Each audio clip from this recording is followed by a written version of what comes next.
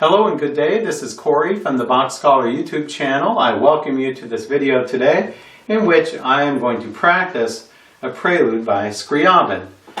This is Practicing with Cory, another video in this series in which I take a piece that I haven't really seen before and I work on it and show you how I approach the piece.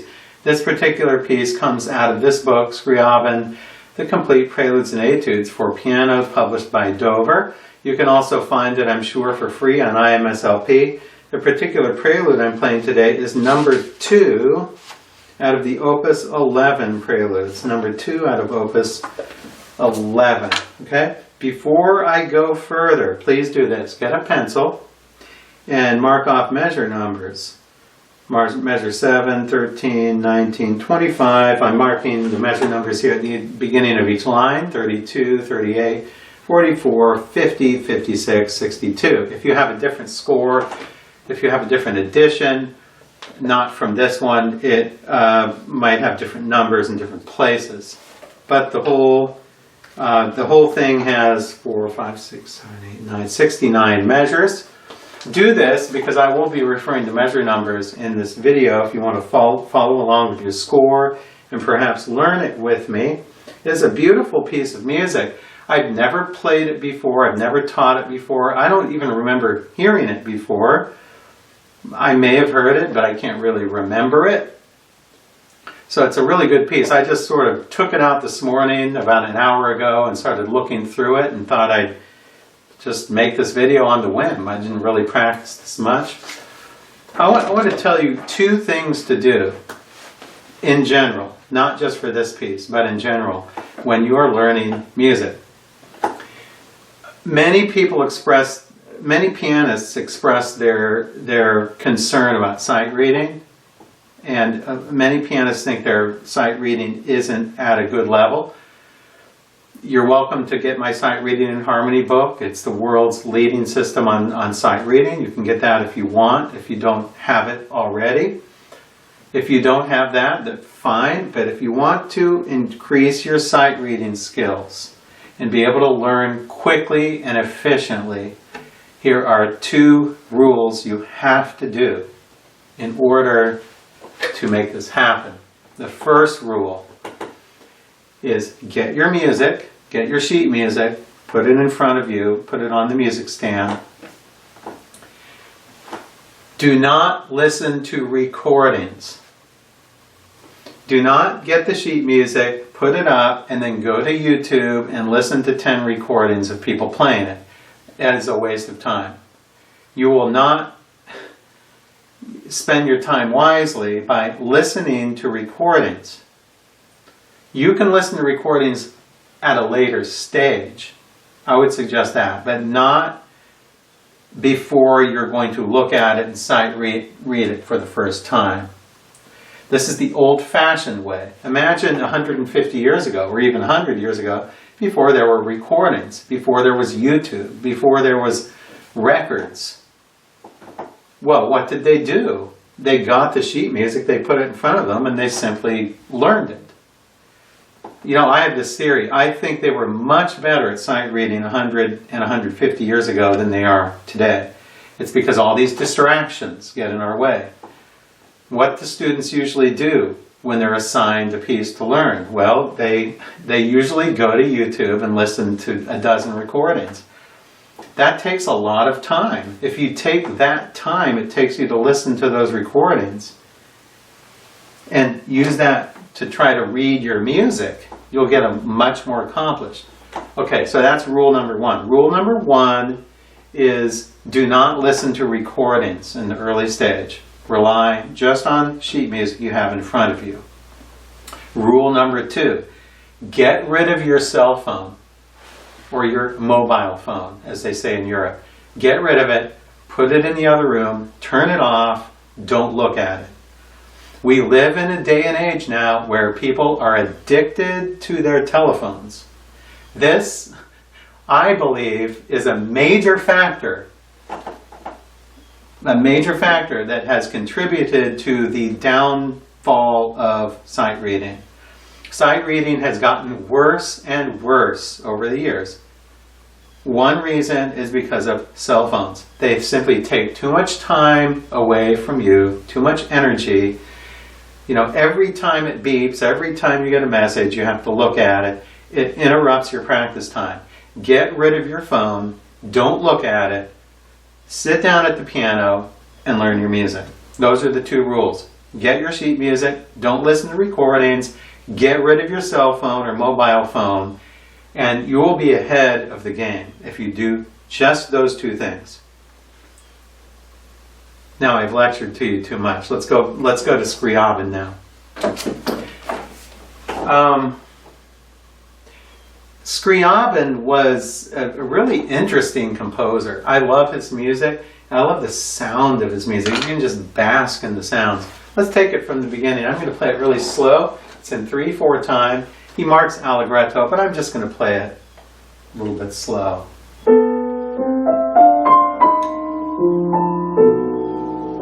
Ooh, just those first two measures. Let me try that again.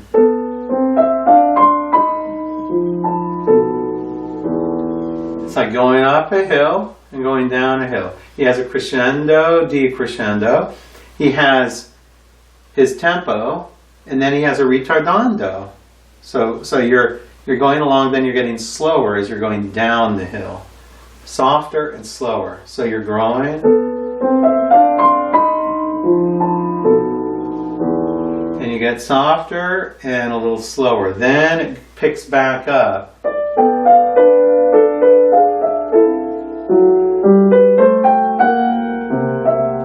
Does the same thing here. Then it picks back up.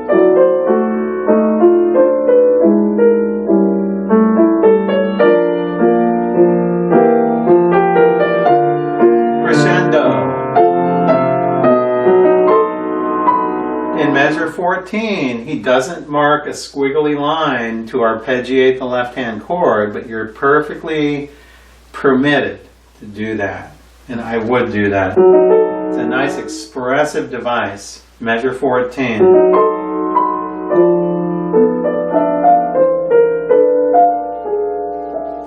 He marks diminuendo here in measure 15. He doesn't mark ritardando, but I would do one. Composers can't mark everything they want. It is very common that you'll have a score in which you have to add things that seem logical. So I think a logical thing to do in measure 15 is to put a little ritardando there, even though Scriabin doesn't mark it, at least in this edition, which is an accurate edition, I think. So let's look at measure 13.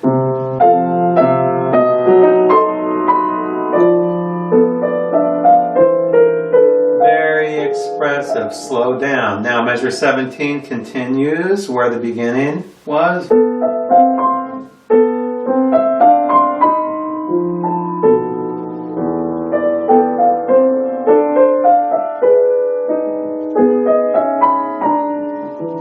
Ooh, it does the same thing here. Measure 21 and 22. It does the same thing as, but it does the same thing, but it moves down a half step. Oh, before I go on any further, just to let you know, I get a lot of questions about this blanket on the piano. Well, I used to have a cat. I put this on here when I had the cat Charlie, so he wouldn't scratch up the piano. I also have books here because I teach a lot, and I keep a lot of my books I use all the time up here on the top of the piano. This is why I have this blanket here. I get a lot of questions about that. I'll just, come to think of it, I'll just do this so you can hear it a little clearer. Now, we're in measure 20, 21, 22, 23. Measure 23.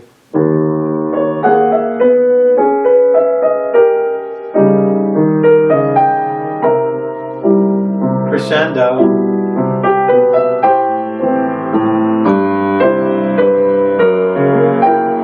Another very expressive rolled chord. He doesn't mark a squiggly line to arpeggiate that chord, but I would do that. That's in measure 30.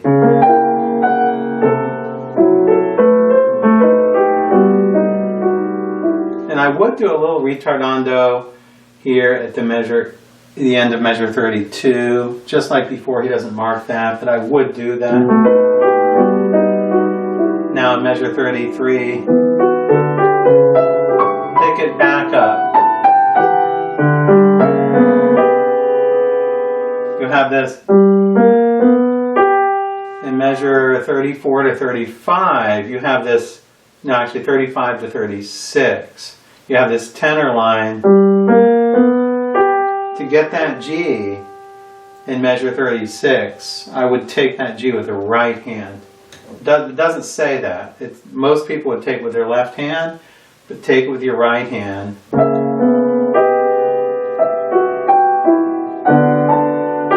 And that G in measure 37, the half note, take that also with your right hand. The reason for that is because in measure 38 you're going to change the pedal and that G is tied over. If you take it with your left hand, you'll lose the G because you have to play left hand notes that will get lost when you change the pedal. Measure 37.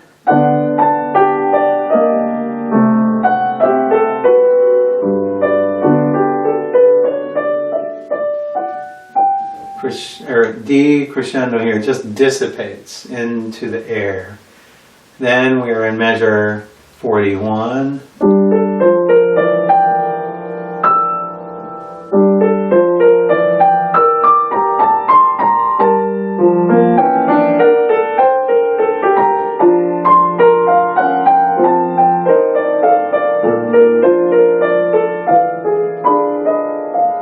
Ooh, that's a lot right there.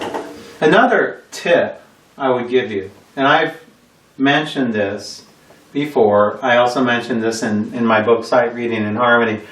Try to not write in fingerings if you can. Try to remember them. I haven't marked in any fingerings this morning. I just sort of remember them. I do a little experimenting sometimes. Sometimes I'll play a certain fingering, like when I first looked at this, I didn't know how to go from here to here without breaking, and I discovered, oh, just put the thumb there, and then two, and then that. But I remember it. I don't have to write it in with a pencil. If you don't write in fingerings and try to remember them, you will remember them better than if you have them written in. If you write them in, it's kind of being lazy. If you write in all your fingerings, it's sort of, you're not giving it your full attention. You're giving yourself permission to not remember the fingerings. If you don't write in the fingerings, on the other hand, you're making yourself remember them. I have not written in fingerings for about 25 years. And I think it's really contributed to my memorizing of music and to the amount of music that I can learn.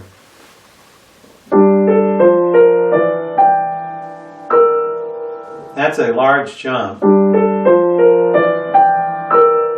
Just do that a few times.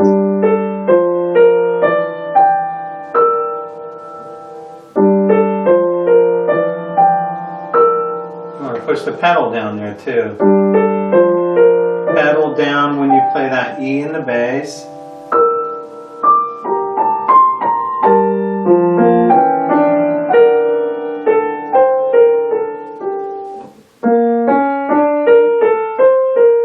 Bring out that tenor line.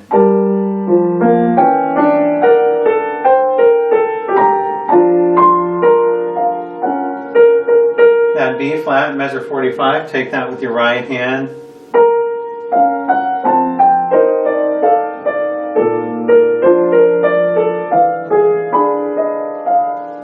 Ooh, very beautiful. I love Scriabin chords. They're just, it's really nice. Just a very mystical, satisfying sound. Now we're in measure 49. Measure 49 is like the beginning now.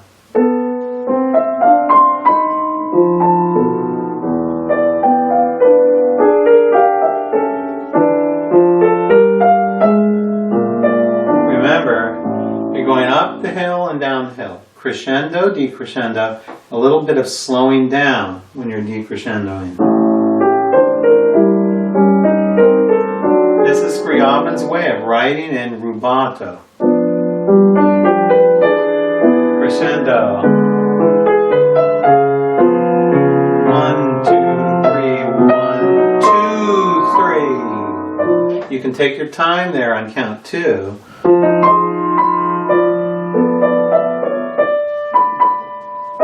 Take your, ooh, beautiful dissonance. You have a dissonance here. By the way, what kind of a chord? If you like music theory, what kind of a chord is that? It's a French sixth. French sixth chord. Look that up. Okay, it's one of the augmented sixth chords. French sixth chord. And then, yes, that's a dissonance. Resolution. Be very soft on the resolution of the dissonance. So you have your French sixth chord. And then he writes ritardando. This is just a little codetta on the end. Nice rolled chord. He doesn't have a squiggly line here either. 2 measures before the end, but do take your time on that chord. Nice. Very soft. It's just a soft roll. It's not, don't roll chords quickly. Whenever you have a beautiful piece like this, it's slower. Never do a fast rolled chord. I hear that a lot with students. They think rolled chords always have to be as fast as possible. No. You can make it slower and more expressive. Ooh, another dissonance here. Then you have resolve. That G sharp resolves to an A. So you have to be very careful about voicing that A, that it's not too loud. It's hard just to get that ending right, where it's all the notes sound in their pianissimo. I love Scriabin. This is a great piece to practice because it gives you practice with your control of the sound, your control of the dissonances, and it is an excellent piece for pedaling as well.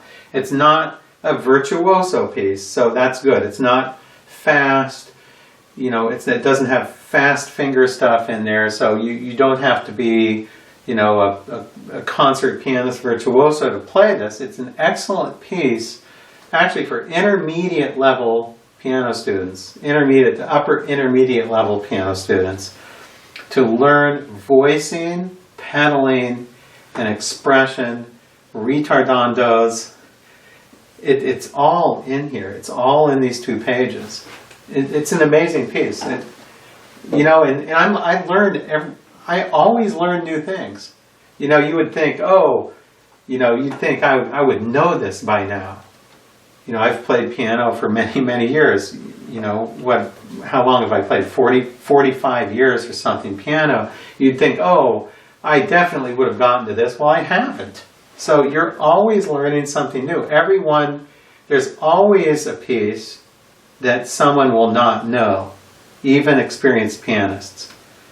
So I'm not embarrassed to say I've never played this or taught this. It's something new. I took it out this morning, and you know, it's sort of filled my day with sunshine already. Now, I'm going to play through this, and I want you to follow along with the score.